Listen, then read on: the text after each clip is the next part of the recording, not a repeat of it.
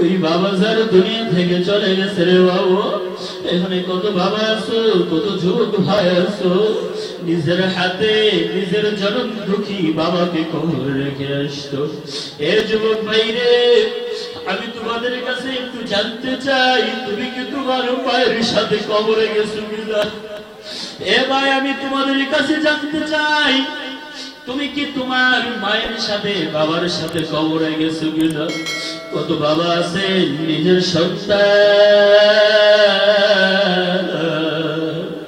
সেই সন্তানের জন্য নিজের জীবনটাকে শেষ করে দেন। এ বাবা নিজের সন্তানকে কবরে রেখে আসছেন। বাবারে, ওই কবরে কিন্তু নিজেও জানতাম। এ বাবা, তোমাকে আমাকে যখন অন্ধকারে কবরে রেখে আসবে, বাবারে তোমার আবার অবস্থা কেমন হবে? এ বাবা, দুইটা চক্ষু বন্ধ করিয়া দে। الحمد لمن قدر خيرا وفضلا والشكر لمن صور حسنا وجمالا فرد سمد عن صفة الخلق بريء رب أزالي فلا خلق كمالا لا زد ولا ند ولا حد لمولاه الآن كما كان ولم يلد زوالا لا مثل لمن صور مثلا ونذيرا من قال سوى ذلك قد قال محالا من قال سوى ذلك قد قال محالا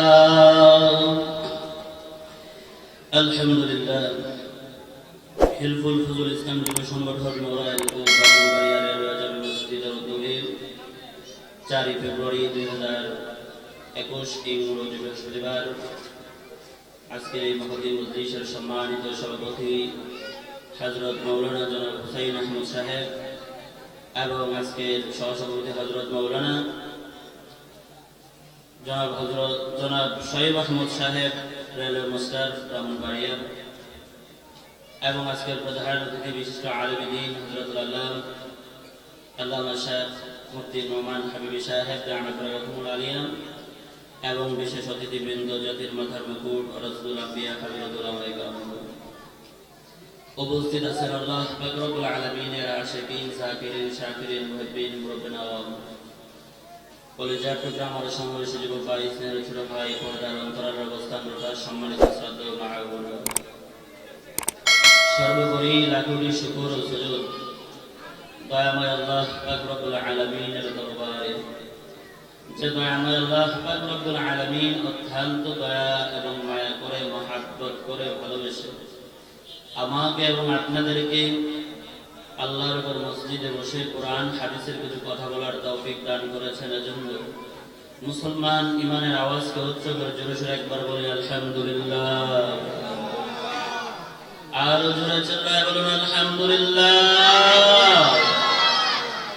লাখ কোটি দরুদ সালাম হাবিবে কিবরিয়া মাহবুবে আম্বিয়া রহমতে আলম শাফি মুআশশার آقا نامدار مدینہ کا تاجدار حیات النبی زندہ نبی نبی محمد رسول اللہ صلی اللہ علیہ وسلم।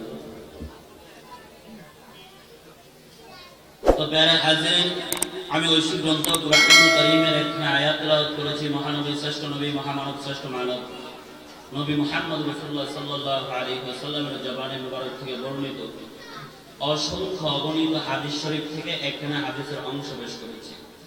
আয়াত এবং হাদিসকে সামনে রেখে আমলের নিয়তে, ইখলাসের নিয়তে কিছু কথা আমাকে বলার এবং আপনাদেরকে শোনার তৌফিক যেন রব্বুল ইজ্জত দান করেন।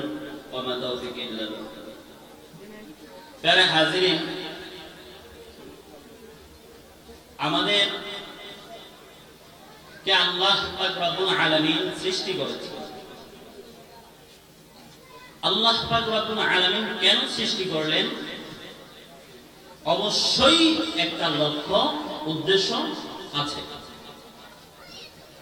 সন্তানকে যদি মা বাবা স্কুলের মধ্যে ভর্তি করে বা মাদ্রাসায় ভর্তি করে, ওই মা বাবার একটা উদ্দেশ্য থাকে, যারা স্কুলে ভর্তি করে আমার সন্তান স্কুলে লেখাপড়া করে একজন ডাক্তার হবে, একজন ইঞ্জিনিয়ার হবে, একজন প্রফেসর হবে, একজন পুলিশ আর্মি বিডিআর। এইভাবে মা বাবা একটা না হয় আরেকটা উদ্দেশ্য রাখে। আর যে সমস্ত মা বাবারা তাদের কলিজার টুকরা সন্তানকে মাদ্রাসায় ভর্তি করেছেন, তাদের একটা উদ্দেশ্য হয়তো আমার সন্তান মাদ্রাসায় পড়ে একজন আলেমে দ্বীন হবে, আমার সন্তান মাদ্রাসায় পড়ে একজন হাফেজুল কোরআন হবে, আমার সন্তান মাদ্রাসায় পড়ে একজন শাইখুল হাদিস হবেন, আমার সন্তান মাদ্রাসায় পড়ে একজন বক্তা হবে। একটা না হয় আরেকটা উদ্দেশ্য মা বাবার থাকে। তো আল্লাহ পাক রব্বুল আলামিন যে আপনাকে আমাকে সৃষ্টি করলেন, এর পিছনে একটা উদ্দেশ্য অবশ্যই আছে। কি আল্লাহর উদ্দেশ্য? মা খালাকাতুল জিন্না ওয়াল ইনসা ইল্লা লিয়াবুদুন। আমি আল্লাহ মানুষ এবং জিন জাতিদেরকে বানাইলাম একমাত্র আমি আল্লাহর ইবাদত করার জন্য। আল্লাহ কেন বানাইলেন? আল্লাহর ইবাদত বন্দেগী করার জন্য আল্লাহ পাক রব্বুল আলামিন আপনাকে আমাকে বানাইছেন। তো আল্লাহ যে ইবাদত করার জন্য বানাইলেন, এর মধ্যে আজকের এই মাহফিলটা আমাদের জন্য একটা ইবাদত। ইবাদত কাকে বলে? যেই কাজ করলে সওয়াব হয়, আল্লাহ তাআলা খুশি হয়, রাসূল আকরাম সাল্লাল্লাহু আলাইহি ওয়াসাল্লাম সন্তুষ্ট হন, ওইটাই হচ্ছে ইবাদত। তো আমরা মাহফিলে বসলাম, কোরআনের আলোচনা শুনতেছি। আমার পরবর্তীতে আলোচনা করবেন বিশিষ্ট আলোচক সমুদ্র কণ্ঠস্বর হযরত মাওলানা কাজী বুরহানুদ্দিন আশরাফী সাহেব। তারপরে আলোচনা করবেন আজকের প্রধান অতিথি। তো আমরা তাদের আলোচনা শুনব। তো এই যে মাহফিলে আসলাম এবং মাহফিলে বসলাম, আমাদের সওয়াব হবে না? হবে কিনা? যেই মজলিসে বৈশা আপনি আমি আলোচনা শুনতেছি করতেছি, ওই মজলিসের চতুর্পার্শ্বে আল্লাহ পাক রব্বুল আলামিনের কুদরতি ফেরেশতারা বেষ্টন করে আছে। চিল্লায়ে বলুন সুবহানাল্লাহ। আসলে আমরা মুসলমান, আওয়াজ একটু দূর। আরে ভাই, বনি ইসরাইলের ব্যক্তিরা যদি সুবহানাল্লাহ আলহামদুলিল্লাহ আওয়াজ দিয়ে আল্লাহর আরশে আজিম থেকে বৃষ্টি নিয়ে আসে, তো এই ব্রাহ্মণবাড়িয়ার মুসলমান যদি সুবহানাল্লাহর আওয়াজ দেয়, অবশ্যই আল্লাহ পাক রব্বুল আলামিনের আরশে আজিম কাঁপতে থাকবে। তাহলে আমরা সুবহানাল্লাহর আওয়াজ আস্তে দিব না জোরে দিব? আস্তে। কারণ আল্লাহ পাক রব্বুল আলামিন যখন মানুষদেরকে সৃষ্টি করছেন, তখন মানুষদের ভিতরে একটা আত্মা রূহ দিয়েছে, একটা কল্প দিয়েছে। ওই কল্পটাকে তিনটা ভাগে ভাগ করা হয়েছে, যেটাকে আমরা নফস বলি। নফসটাকে তিনটা ভাগে ভাগ করা হয়েছে। এক নাম্বার নফসে আম্মারা, দুই নাম্বার নফসে লাওয়ামা, তিন নাম্বার নফসে মুতমাইন্না। তো নফসে আম্মারার অধিকারী তারাই যারা সদা সর্বদা গুনাহ করতে আগ্রহী। তো এই নফসে আম্মারা যারা সদা সর্বদা গুনাহ করে, তারা হচ্ছে নফসে আম্মারার অধিকারী। আর নফসে লাওয়ামা যারা গুনাহ করে আবার মালিকের কাছে ক্ষমা চায়, তারা হচ্ছে নফসে লাওয়ামা। আর নফসে মুতমাইন্না তাদের অধিকারী যারা জীবনে কোনো গুনাহ করেন নাই, যেমন পয়গম্বর আলাইহিস সালাতু ওয়াস সালাম। বলুন না সুবহানাল্লাহ।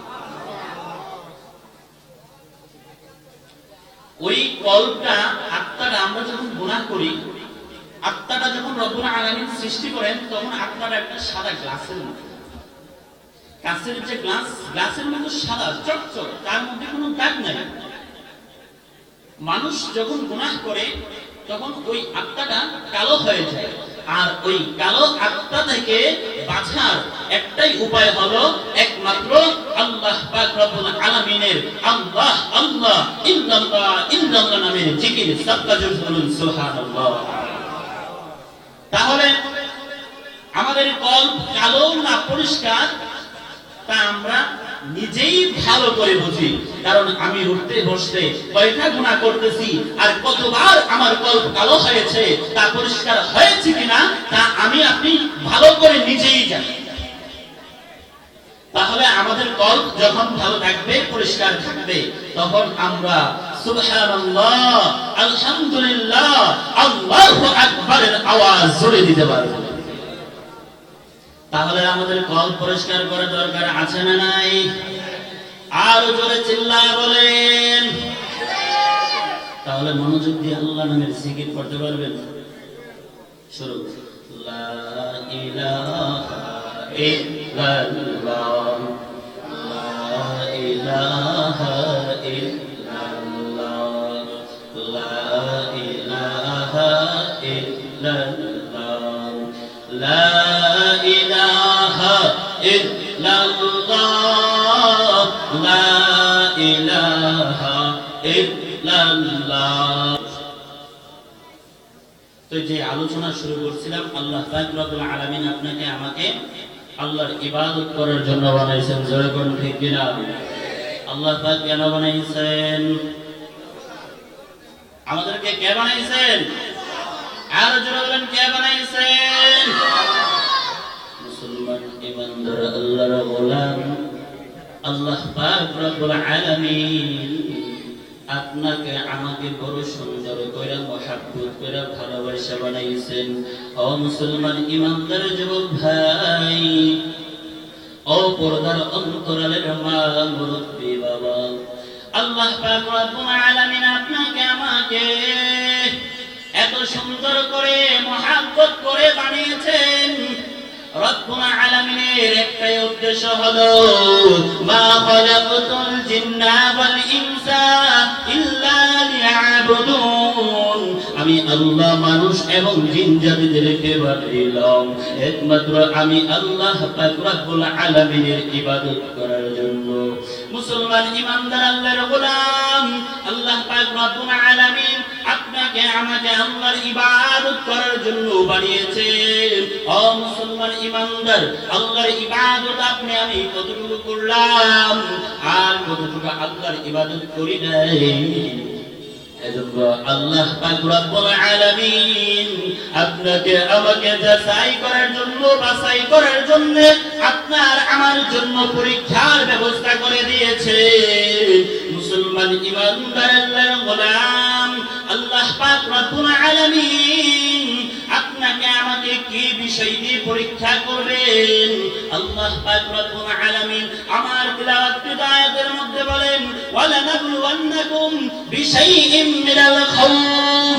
আমি আল্লাহ পাক রব্বুল আলামিন তোমাদেরকে দুনিয়ার মধ্যে পাঠাইলাম এবং আমি আল্লাহ পাক রব্বুল আলামিন তোমাদেরকে পরীক্ষা করব। আর কি বিষয় দিয়ে পরীক্ষা করব? আল্লাহ পাক রব্বুল আলামিন জানাই দিলেন وَلَنَبْلُوَنَّكُمْ بِشَيْءٍ مِّنَ الْخَوْفِ। আমি আল্লাহ পাক রব্বুল আলামিন তোমাদেরকে ভয় দিয়ে পরীক্ষা করব।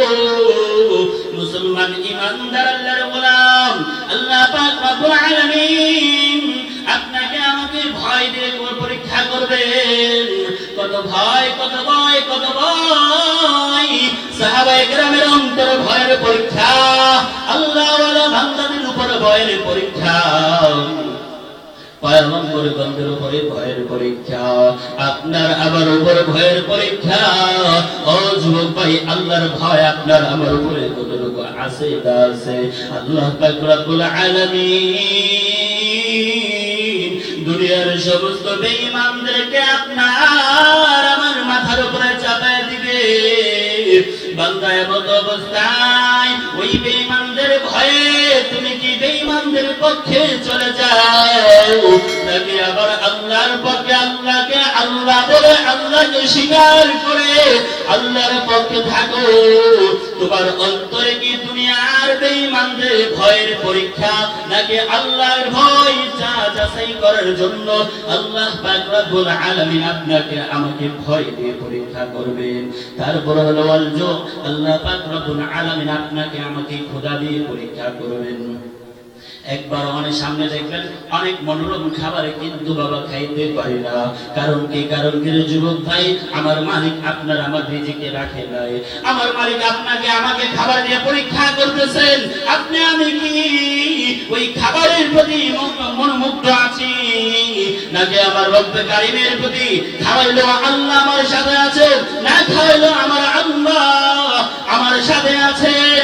ওই আল্লাহর মহব্বত, আল্লাহর ভালোবাসা এবং রিজিকের মালিক আল্লাহ, ওই কথাটা স্বীকার করো কিনা, এই কথাটা যাচাই করার জন্য আমার মালিক আপনাকে আমাকে খাবার দিয়ে পরীক্ষা করবে।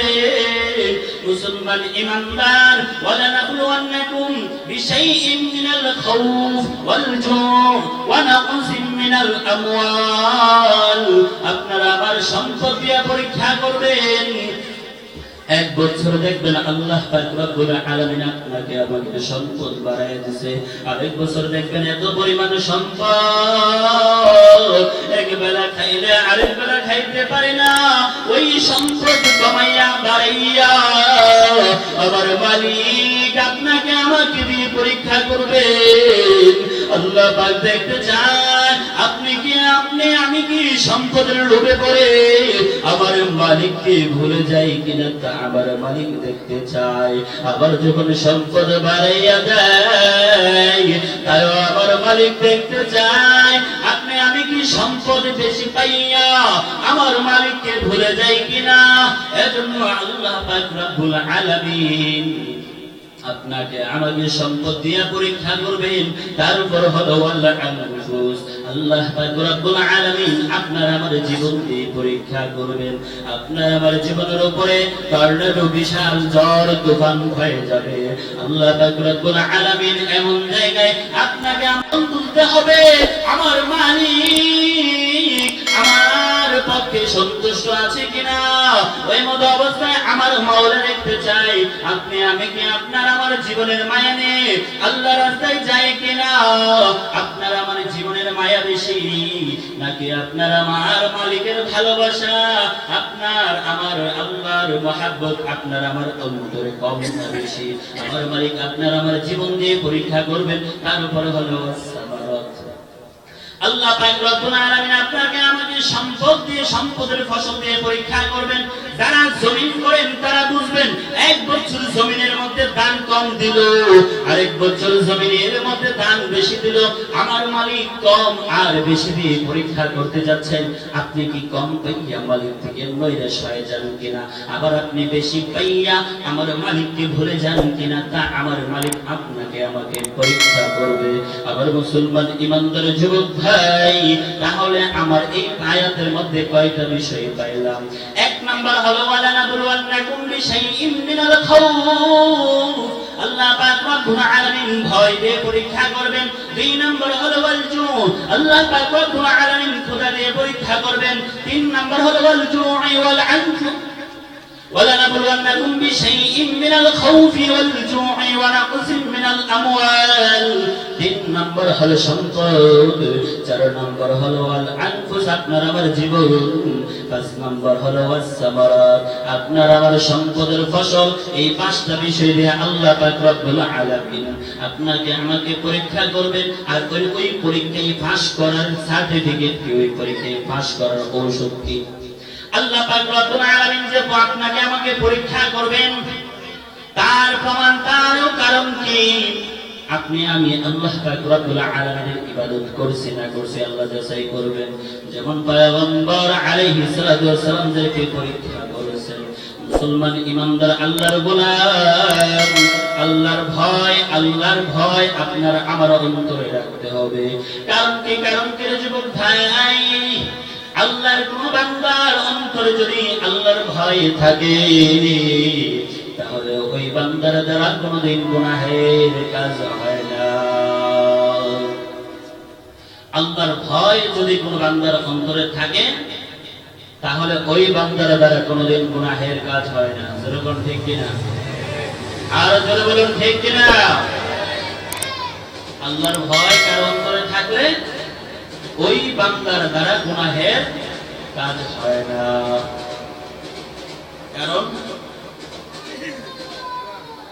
আল্লাহর কোন বান্দা গুনাহের কাজ করতে গেছে, এমন অবস্থায় ওই বান্দার অন্তরে আমার মালিকের ভয় চলে আসলো।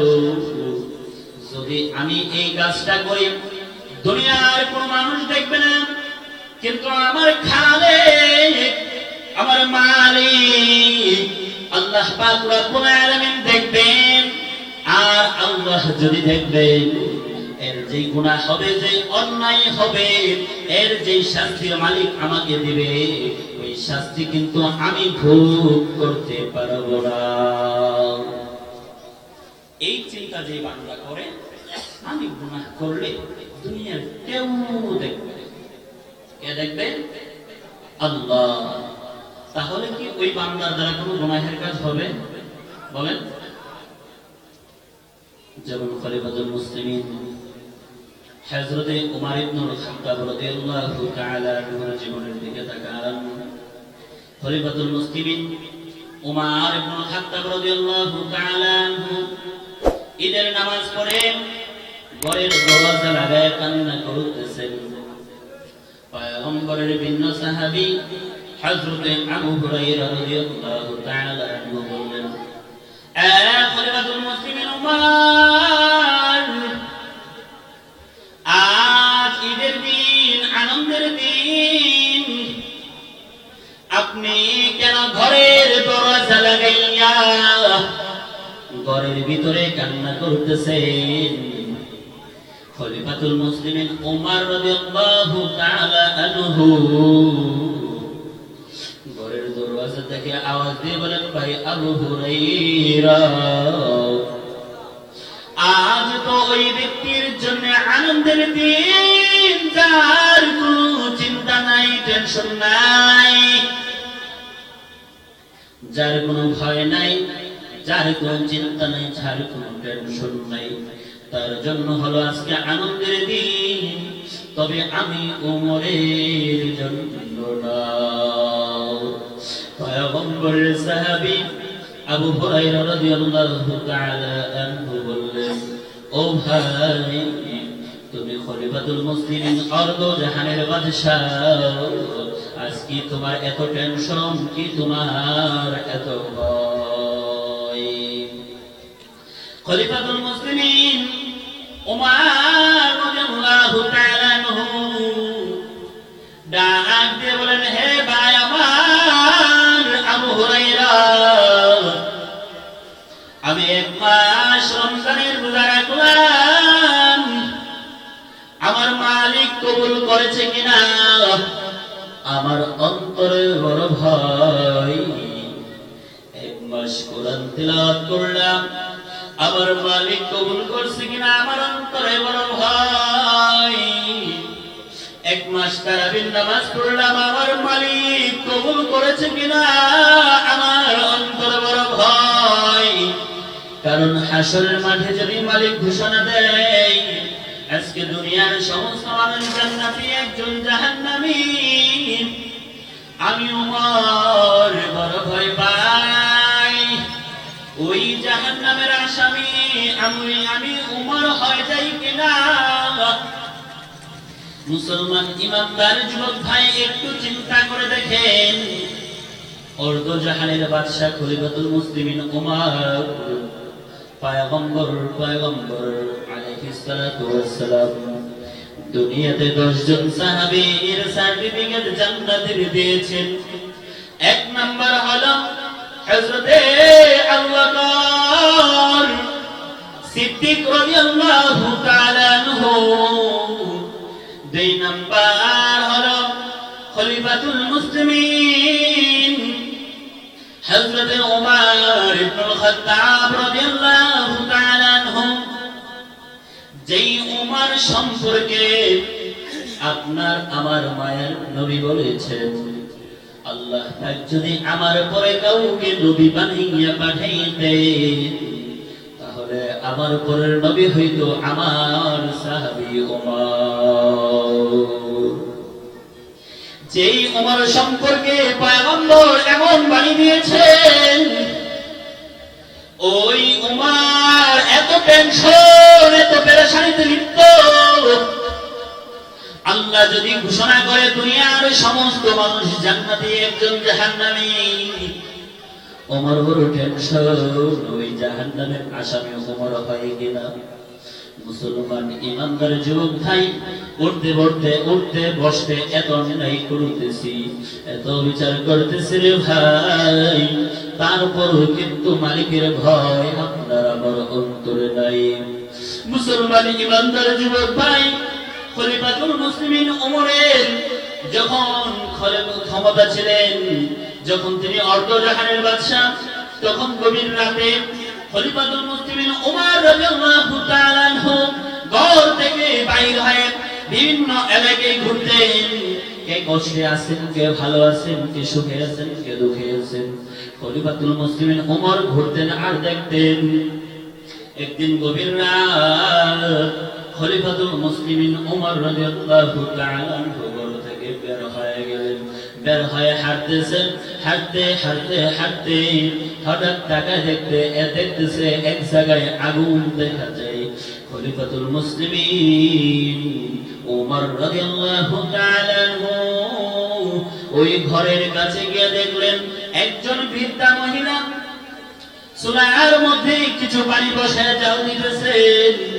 খলিফাতুল মুসলিমিন ওমর ডাক দিয়ে বললেন, ও আম্মা জান, আপনি কি করতেছেন? মহিলা ডাক দিয়ে বলে, বাবা তুমি কে, তোমার পরিচয় দাও।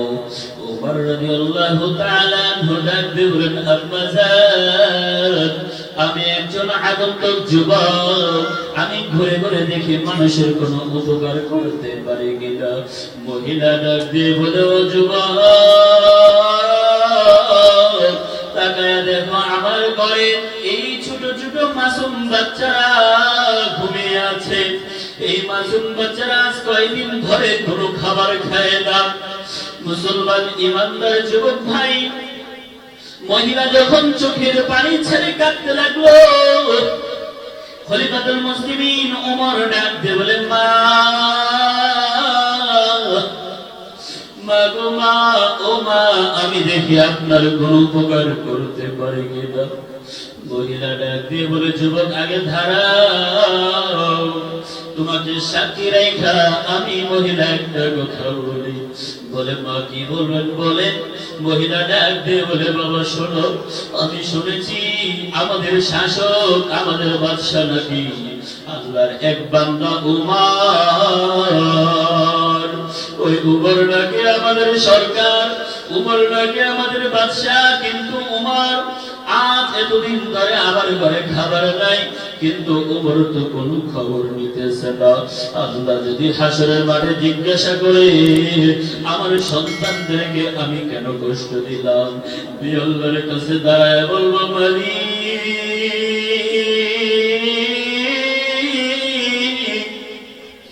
ও দয়ার মালিক, আমাদের খলিফা তুমি বানিয়েছিলা উমরকে, কিন্তু আমার ঘরে 3 দিন 4 দিন ধরে কোন খাবার নাই। খলিফাতুল মুসলিমিন উমর তো আমার কোন খবর দেয় না। হাসরের মাঠে আমি আল্লাহর কাছে আমার বিচার চাইব। এই কথা যখন হযরত ওমর ইবনে খাত্তাব রাদিয়াল্লাহু তাআলা আনহু শুনলেন, ওমর রাদিয়াল্লাহু তাআলা আনহু সাথে সাথে বাইতুল মাল চলে গেলেন। বাইতুল মালে গিয়ে খলিফা আছে তার খাদেম ছিল আসলাম রাদিয়াল্লাহু তাআলা আনহু। আসলাম রাদিয়াল্লাহু তাআলা আনহুকে ডাক দিয়ে বলেন, আরে আসলাম, বাইতুল মাল থেকে একটা আটার বস্তা আমি উমরের কাঁধে তুলে দাও। উমর রাদিয়াল্লাহু তাআলা আনহুর খাদেম আসলাম রাদিয়াল্লাহু তাআলা আনহু ডাকতে বললেন, ও খলিফাতুল মুসলিমিন ওমর, আপনি আবার মালিক, আপনি আবার মনিব, আপনি দেশের রাষ্ট্রপ্রধান, আপনার পিঠে যদি আমি আসলাম, আপনার পিঠের মধ্যে যদি আটার বস্তা তুলে দিই, আমি খাদে পড়ার কলঙ্ক। ও মালিক, আপনি দয়া করে আমার পিঠে তুলে দেন। খলিফাতুল মুসলিমিন ওমর রাদিয়াল্লাহু তাআলা আনহু আসলাম রাদিয়াল্লাহু তাআলা আনহু ডাকতে বললেন, আরে আসলাম,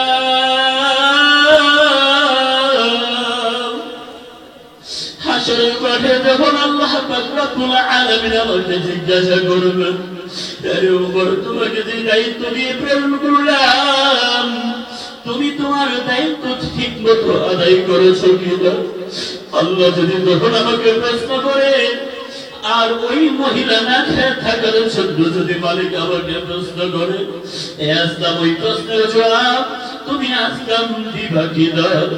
আমাকে যদি মালিক জাহান্নামের আগুনে দেয়, আরে আসলাম, ওই জাহান্নামের আগুনে আমার বদলা তুমি আসলাম চাইবা কিনা? আসলাম রাদিয়াল্লাহু তাআলা আনহু ডাকতে বললেন, খলিফাতুল মুসলিমিন ওমর, এটা তো সম্ভব না।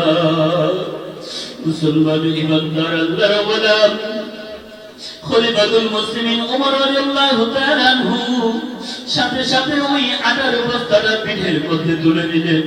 পিঠের মধ্যে তুলে নিচে কাঁধে করে নিয়ে ওই মহিলার ঘরে দিলেন।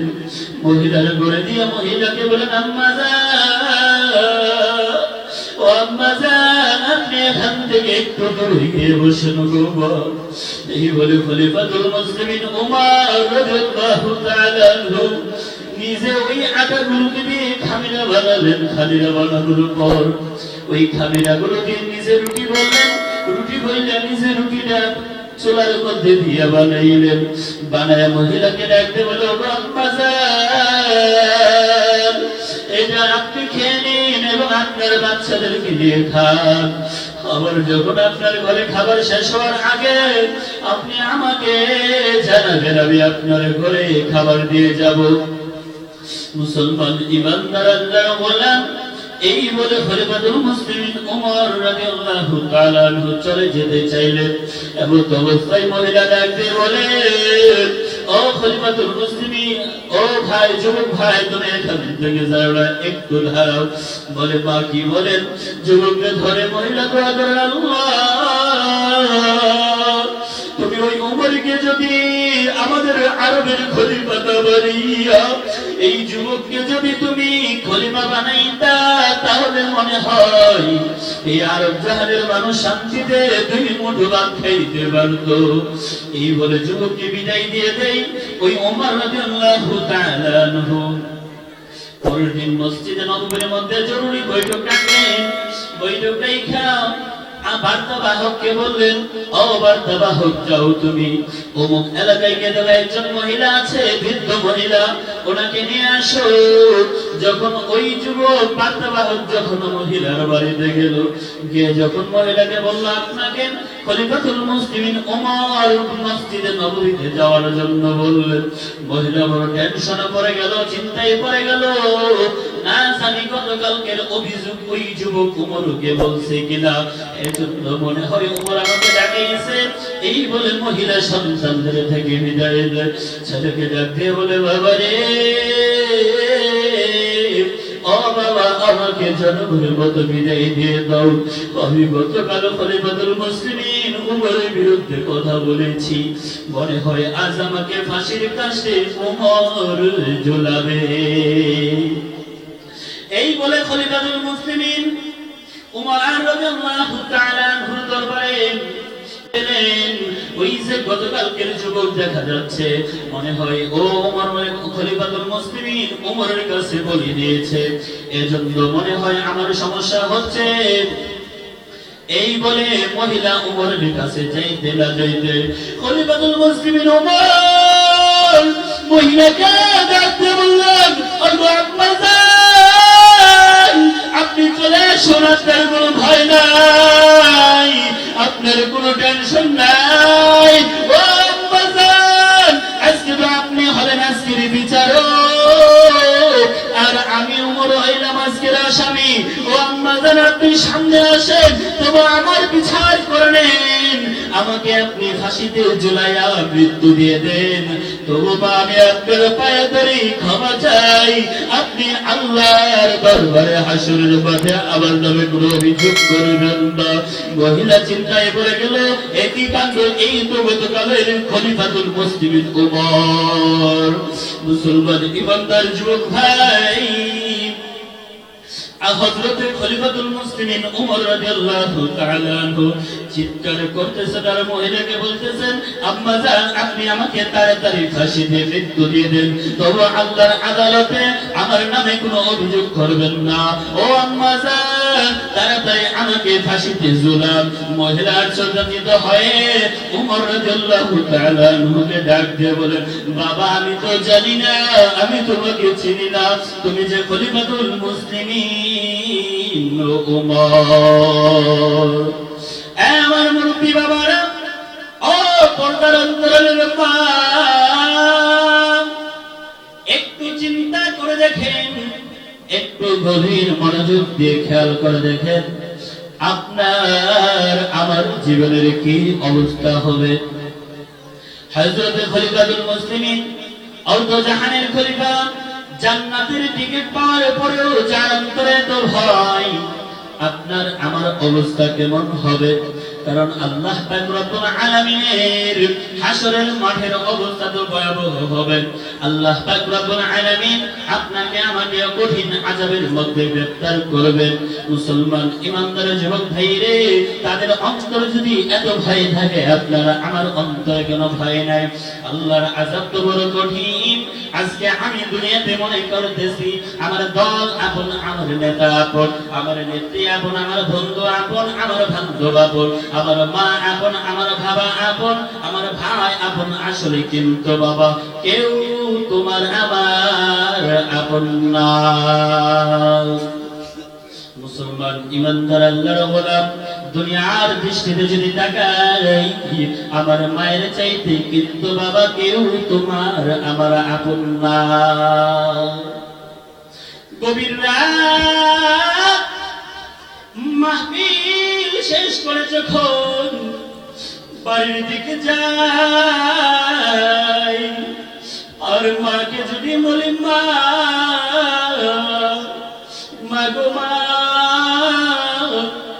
আমি তো বাড়িতে আসতেছি গো মা। মা বলে, বাবা, তোমার কতক্ষণ লাগবে বাড়িতে আসতে? মাকে বলে, মা মনে হয় ঘন্টাখানিক সময় লাগবে। মা ডাক দিয়ে বলে, বাবা চলে আসো, আমি মা সজাগ আছি। মাকে বলে, মা ঘুমায় যাও, আমি বাড়িতে এসে তোমাকে ডাক দিব। কিন্তু বাবা যখন বাড়িতে যাই, বাড়িতে গিয়ে দেখি আমার মা সরুরি ঘুমাইল। মুসলমান ইমানদার যুবক ভাই রে, ওই মা কত আপন, মাকে বলে, মা গো, ও মা বলে ডাক দিতে দেরি হয়। আমার মা গেটটা খুলতে দেরি হয় না। মাকে বলি, মা তুমি কি ঘুমাও না? মা ডাক দিয়ে বলে, বাবা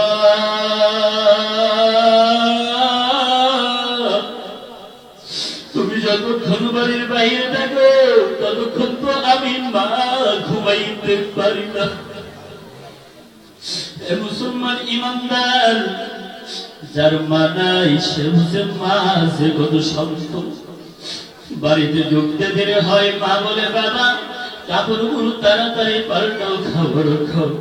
মাকে বলে, মা গো, ও মা, মাহবিল তো এই খাবার খেয়েছি। মা ডাকে বলে, বাবা তোমার চেহারা দেখলে বোঝা যায় তুমি খাবার খাও না। বাবার এই পৃথিবীতে এমন একজন ডাক্তার আছে, যেই ডাক্তার রোগীর চেহারা দেখলে বুঝতে পারে রোগী কি খাবার খাইছে নাকি খায় না। এ বাবা, ওই ডাক্তারকে, ওই ডাক্তার তো আর কেউ না। ওই ডাক্তার হলো তোমার আমার মা জননী। মুসলমান ইমানদার যুবক ভাই, ওই জনন দুঃখিনী মা যার দুনিয়া থেকে চলে গেছে সে বুঝে ওই মা যে কত বড় সম্পদ। এখানে আমার মুরব্বী বাবারা বসা আছেন, যুবক ভাইরা বসা আছেন, এই স্টেশনের প্ল্যাটফর্মে কত যুবক ভাইরা দাঁড়ায় আছো। এ যুবক ভাই, দুইটা চক্ষু বন্ধ করিয়া দেখো, তোমার মা জননী যখন এই দুনিয়া থেকে চলে যায়, তুমি তোমার মাকে কবরে নিজ হাতে শোয়া আসছো। বাবারে, তোমার মাকে তুমি নিজে হাতে কবরে শোয়া আসছো, কিন্তু বাবা তুমি তোমার মায়ের সাথে কবরে যাও না। এ বাবা, তোমার আদরের বাবা, যেই বাবা নিজের জীবনটাকে জীবন মনে করে নাই, তোমার আমার জন্য নিজের জীবনটাকে বিলীন করে দেয়, ওই বাবা যার দুনিয়া থেকে চলে গেছে রে বাবা। এখানে কত বাবা আছো, কত যুবক ভাই আছো, নিজের হাতে নিজের জনম দুঃখী বাবাকে কবরে রেখে আসতো।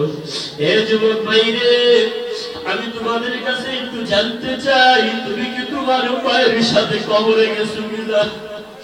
এ ভাই, আমি তোমাদের কাছে জানতে চাই, তুমি কি তোমার মায়ের সাথে বাবার সাথে কবরে গেছো কিনা? কত বাবা আছে নিজের সন্তান, সেই সন্তানের জন্য নিজের জীবনটাকে শেষ করে দেন। এ বাবা নিজের সন্তানকে কবরে রেখে আসছেন, বাবারে ওই কবরে কিন্তু নিজেও জানতাম। এ বাবা, তোমাকে আমাকে যখন রক্তকার কবরে রেখে আসবে,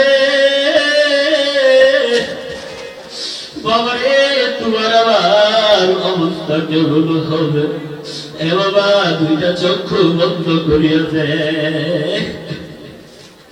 দুনিয়াতে খেলার মাঠে কত বন্ধু, খাওয়ার ময়দানে কত বন্ধু বান্ধবের অভাব নাই, চায়ের আড্ডায় বন্ধু বান্ধবের অভাব নাই, কিন্তু বাবা যখন তোমার আবার মরণ হবে, বাবারে তাকে দেখবা সাদা কাপড়ে তোমাকে আমাকে প্যাকেট করবে। এ বাবা, তোমার আবার সব আত্মীয় স্বজন নিলে তোমাকে আমাকে কবরে রেখে আসবে, অন্ধকার কবরে। তোমার আমার জানাজার নামাজ পড়ার সময় দেখবা আত্মীয় স্বজনের অভাব নাই। যখন তোমাকে আমাকে নিয়ে যাবে কবরের দিকে, তখন দেখবা চারজনে কাঁধে করে তোমাকে কবরে নিয়ে গেছে। এ বাবা, চারজনে যখন কবরে নিয়ে যাবে, কবরে নেওয়ার পরে তুমি তাকায় দেখবা তোমাকে তিনজনই মিলে কবরের মধ্যে নামাইছে, একজন কোণে গেছে, একটু পরে একের পর এক দেখবা কেউ তোমার আবার কবরে নাই। বাবারে, সবাই মিলে আমাকে তোমাকে জাত ঘোরা দিয়ে চলে আসবে। এ বাবা, ওই কঠিন দিনের দিকে চিন্তা করো, ওই কবর থেকে তোমাকে আমাকে দেওয়া হবে হাসরের মাঠে। বাবারে, হাসরের মাঠে মাথার অর্ধ হাত উপরে থাকবে সূর্য। এ বাবা, দুনিয়াতে আপনার আমার থেকে 9,30,00,000 মাইল উপরে সূর্য, কিন্তু বাবা সূর্যের তাপ সহ্য করতে পারি না। হাসরের মাঠের অবস্থা এমন হবে, তোমার আওয়াজ মাথার অর্ধ হাত উপরে থাকবে সূর্য। বাবারে, এমন অবস্থায় কিন্তু সূর্যের তাপ সহ্য করতে পারবো না। মুসলমান ইমানদার যুবক ভাই, তোমার আবার মাথার উপরে সূর্য, ওই সূর্যের এত তাপ তোমার আবার মাথার মগজ গলে গলে পড়বে। আরে বাবারে, এমন অবস্থায় তুমি একটা লেগের জন্য দৌড়াইব, মায়ের কাছে যাবে, মা আমাকে একটা নেক দিয়ে সহযোগিতা করো। বাবারে, তোমার আমার মা ওই সময় তোমাকে আমাকে একটা নেক দিয়ে সহযোগিতা করবে না। এ বাবারে, যখন দৌড়াইবা তোমার আমার বাবার কাছে, বাবাও তোমাকে আমাকে একটা নেক দিয়ে সহযোগিতা করবে না। এ বাবা, তখন তুমি দৌড়াইবা তোমার আমার আদরের স্ত্রীর কাছে, তোমার স্ত্রী তোমাকে একটা নেক দিয়ে সাহায্য করবে না। এ বাবা, এমন অবস্থা একমাত্র আমার মালিকের দয়া আর মায়া ছাড়া কিন্তু উপায় নাই। মুসলমান ইমানদার আল্লাহর গোলাম, তাহলে আমরা ভয় করব কাকে? আর জোরে চিল্লায় বলেন, আমরা ভয় করব কাকে? আল্লাহকে যদি ভয় না করি, বাবার মালিকের আযাব সহ্য করতে কিন্তু পারবো না। এ বাবা, যদি কবর আযাব সহ্য করার মতো ক্ষমতা তোমার থাকে, বাবার অন্যায় করে কোনো আপত্তি নাই। আর যদি কবরের আযাব সহ্য করার মতো ক্ষমতা না থাকে, কবরের মধ্যে একটা না দুইটা না 99টা সাপ তোমাকে আমাকে কামড়াবে। এ বাবা, যদি ওই আযাব সহ্য করার মতো ক্ষমতা থাকে, তাহলে বাবা গুনাহ করো। আর যদি ক্ষমতা না থাকে, যুবক ভাই তোমার পা দুইটা আগায় দাও, আমি তোমার পায়ে হাত রেখে বলে যাই, যুবক গুনাহ করবা না, নামাজ ছাড়বা না, কারো পিছনে বদনাম করবা না। এ যুবক ভাই, ওয়াদা করো আল্লাহর কাছে, আজকের পর থেকে আমরা নামাজ ছাড়বো না, গুনাহ করবো না, আমার মালিকের ভয় অন্তরে নিয়ে থাকবো। আল্লাহ যতদিন আপনাকে আমাকে বাঁচায় রাখবে, ততদিন আপনার আমার নবী, মায়ার নবী, সরকার দু আলম সাইয়্যিদুল মুরসালিন, খাতামুন নবিয়্যিন, পয়গম্বরের আদর্শ নিয়ে দুনিয়া থেকে যাব। আমার যুবক ভাইরা, হিলফুল ফুজুল যুব সংগঠনের ভাইরা, আজকে যাদের দাড়ি নাই, যারা নামাজ পড়ো না, এই যুবক ভাই, আজকের এই মাহফিলে গুনাহ থেকে অন্তর থেকে জারিয়া আল্লাহ আল্লাহ রাসূলের মহব্বত অন্তর দিয়া আমার মালিককে দুইটা হাত তোলা দিয়ে দেখায়া দাও। এ বাবা, দুইটা হাত তোলা দিয়ে আমার আল্লাহকে দেখায়া দে, জীবনে আর কোনোদিন গুনাহ করবি না, জীবনে আর কোনোদিন অন্যায় করবো না, মালিক আর গুনাহ করবো না, অন্যায় করবো না। ও মালিক, তোমার হুকুম অনুযায়ী চলবো, পয়গম্বরের তরিকা অনুযায়ী চলবো। আল্লাহ পাক রব্বুল আলামিন আমাদের সবাইকে আল্লাহর হুকুম, আহকাম, পয়গম্বরের তরিকা অনুযায়ী চলার তৌফিক দান করুন।